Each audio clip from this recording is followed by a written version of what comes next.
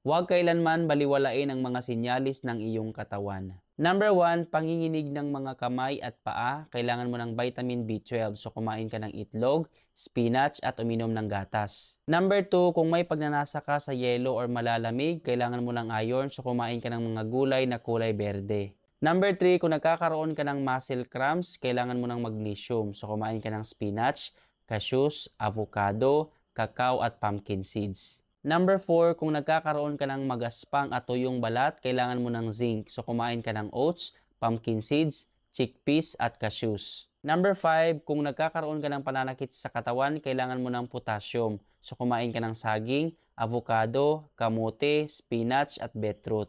Number 6, kapag nagkakaroon ka ng taba sa tiyan, kailangan mong alisin ang labis na estrogen. So, kumain ka ng mas maraming cruciferous tulad ng cabbage, broccoli, at cauliflower. At kumain ka rin ng carrots para